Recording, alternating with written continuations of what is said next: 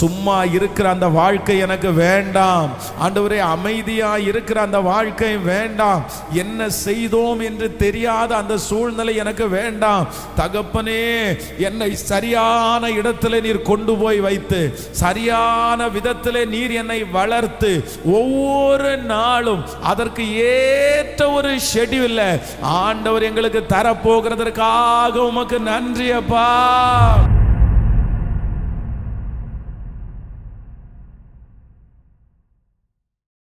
அவர் நம்மை அறிந்திருக்கிறார். அவர் நம்முடைய தேவைகளை எல்லாம் அறிகிறார்.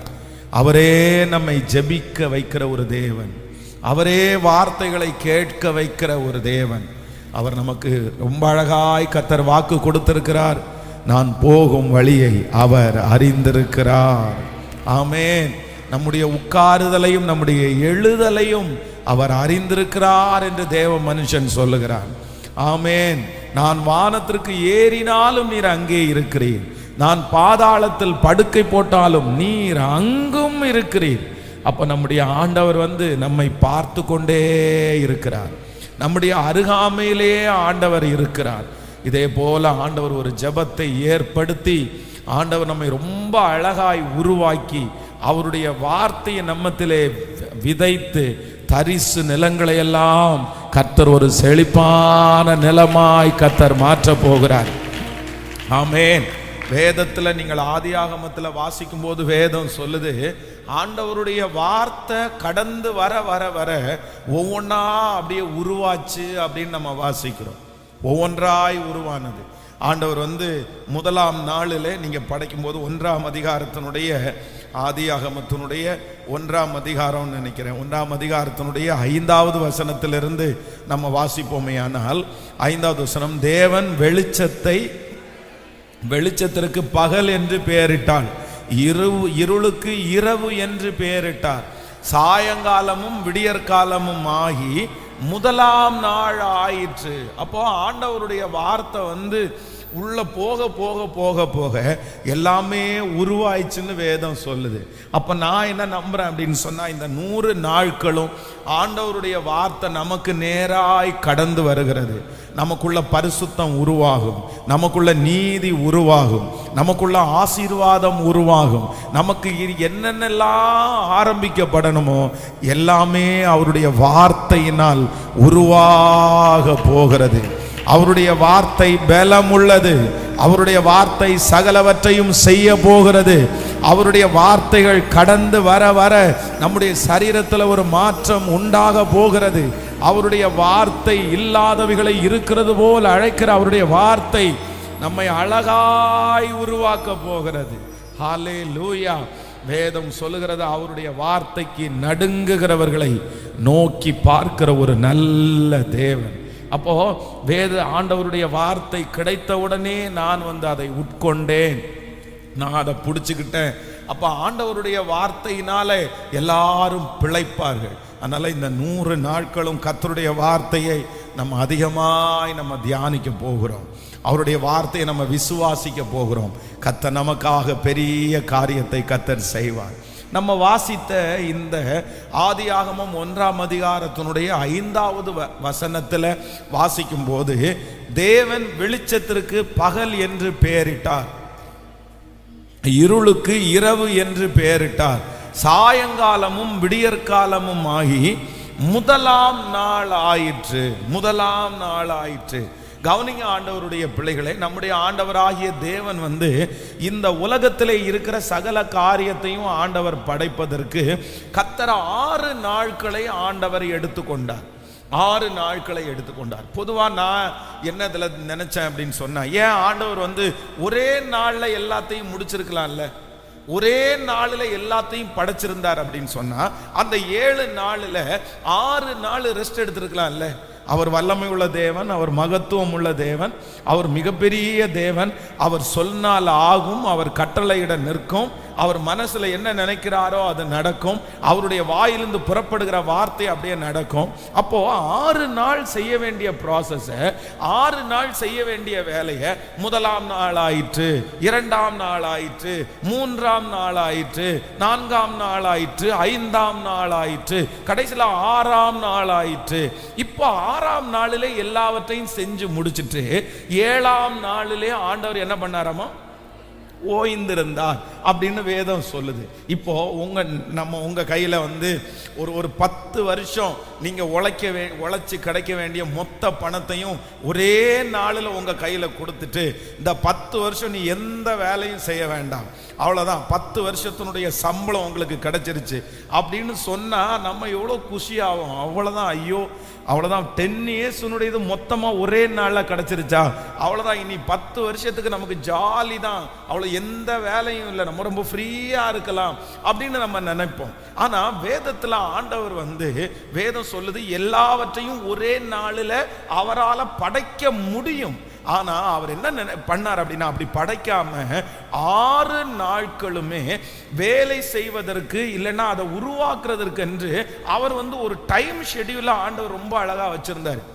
வேதத்திலே நம்முடைய ஆண்டவர் என்னென்ன செஞ்சிருக்கிறாரோ, என்னென்ன எழுதி வைத்திருக்கிறாரோ அது எல்லாமே நமக்கு திருஷ்டாந்தரமா ஆண்டவர் எழுதி வைத்திருக்கிறார். இப்போ வர வர இந்த காலங்கள், இந்த உலகம் எப்படி மாறிட்டு இருக்கு அப்படின்னு சொன்னா, ஒரு காலத்துல பாருங்களேன், எல்லாருமே காலையில 9 o'clock பஸ்ல, இப்போ இருக்காங்க நிறைய பேர், பஸ்ல அடிச்சு புடிச்சு நிறைய பேர் வேலைக்கு போயிடுவாங்க. ஆனா இன்னைக்கு அந்த 9 o'clockன்ற அந்த வேலை டைம் வந்து இப்ப 10 o'clock மாறிடுச்சு, 10 மணிக்கா மாறிடுச்சு. அதுவும் இந்த கொரோனா வந்ததுக்கு பிற்பாடு பார்த்தீங்க அப்படின்னு சொன்னா அந்த டைமும் சுத்தமா இப்ப இல்லை. இப்போ ஐடி அந்த மாதிரி இருக்கிறவங்களுக்கு கிட்டத்தட்ட 50% பேருக்கு வந்து டியூட்டி டைம் அப்படின்றது வந்து வீட்டிலேயே அவங்க உட்காரலாம். 11 மணிக்கு அவங்க லாகின் பண்ணலாம், 12 மணிக்கு லாகின் பண்ணலாம், அந்த மாதிரி ஒரு ஷெட்யூலை கொண்டு வந்துட்டாங்க. இன்னும் சிலருக்கு என்ன அப்படின்னா, ஒரு வாரத்தினுடைய டார்கெட்டா அவங்க கையில கொடுத்துட்டு, எப்பா இந்த ஒரு வாரத்தினுடைய வேலையை நீ ஒரு நாள் முடிப்பியோ 10 நாள் முடிப்போ எங்களுக்கு தெரியாது, இந்த ஒரு வாரத்தில் நீ இவ்வளவு முடிச்சு கொடுக்கணும் அப்படின்றது மாதிரி நிறைய பேருக்கு கொடுத்துட்றாங்க. அப்போ இன்னைக்கு உலகத்துல வந்து மனிதர்கள் வந்து காலையில இந்த டைம் தான் எந்திரிக்கணும், ஒரு நாள்ல இவ்வளவு வேலை செய்யணும், காலையிலிருந்து இந்த மாதிரி இருக்கணும் அப்படின்ற அந்த ஷெட்யூல் வந்து வர வர நாளுக்கு நாள் வந்து மனுஷங்களிடத்திலிருந்து மாறிட்டே இருக்குது. ஆனா ஒன்று நீங்கள் நினைத்துக் கொள்ளுங்கள், இது வந்து ஒரு மிகப்பெரிய ஆபத்தான ஒன்று. ஒரு ஆண்டவருடைய பிள்ளைக்கு எப்ப வந்து மன அளவில் அவங்க ரொம்ப ஸ்ட்ரென்தனா இருப்பாங்க அப்படின்னு சொன்னா, அவங்களுக்கு வந்து இந்த டைம் டியூரேஷன், இன்னொன்று வந்து அவங்களுக்கு வந்து தினம் தினம் இன்ன வேலை இருக்குது. யார் ரொம்ப மனநோயாளி அப்படின்னா, காலையில எந்திரிச்சு அவர்களுக்கு ஒரு கமிட்மெண்ட் இல்லை அப்படின்னா அவங்க மனநோயாளிகளாய் மாறுவதற்கு நிறைய வாய்ப்பு இருக்குது. பாருங்க, இந்த பிள்ளைகள் வந்து ஸ்கூல்ல படிக்கிற வரைக்கும் இந்த பிள்ளைங்க ரொம்ப நல்லா இருப்பாங்க, காலையில கரெக்டா அவசரமா எந்திரிச்சு ஓடி போவாங்க. ஆனா இந்த லீவு நாள் வந்துச்சு பாருங்களேன், அவ்வளவுதான், போர் அடிக்குதுன்னு வாங்க, அவங்களுக்கு ரொம்ப சூழ்நிலைகள் எல்லாம் மாற்றப்பட்டு டிவியிலே உட்கார்ந்து இருப்பாங்க, என்ன செய்யறதுன்னு தெரியாது. காரணம் என்ன அப்படின்னா, அவர்களுக்கென்று ஒரு கரெக்டான வரைமுறை இல்லை.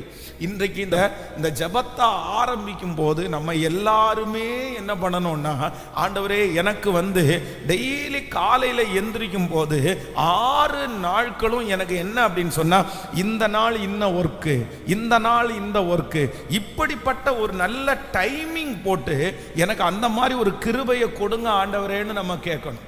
ஆனா அதே நேரத்தில் 6 நாட்களும் ஆண்டவர் வேலை செய்து 7ஆம் நாளிலே ஆண்டவர் என்ன பண்ணினார் அப்படின்னா ஓய்ந்திருந்தார் என்று வேதம் சொல்லுகிறது. அப்போ வாரத்திற்கு ஒரு நாள் வந்து நம்ம ஃப்ரீயா இருக்கணும். நம்ம வந்து ஃப்ரீயா இருக்கிறது தவறல்ல, நம்ம வந்து வெளியில போறது தவறல்ல, கொஞ்சம் ரிலாக்ஸ் பண்ணிக்கிறது தவறல்ல. ஆனா ஒன்றை நம்ம விட்டுறக்கூடாது.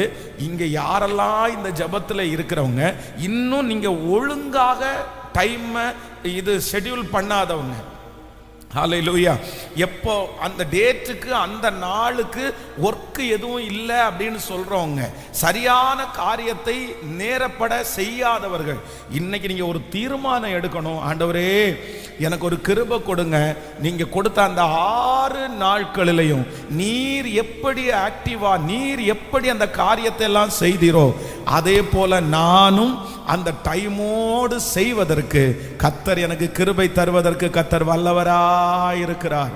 கைகளை அப்படியே உயர்த்தி ஆண்டவரிடத்தில் சொல்லுங்க பார்க்கலாம். அதிகாலையில் என்னை எழுப்புவீராக, காலைதோறும் உம்முடைய கிருபையினால் என்னை திருப்தி ஆக்குவீராக. ஆண்டவரே, ஒவ்வொரு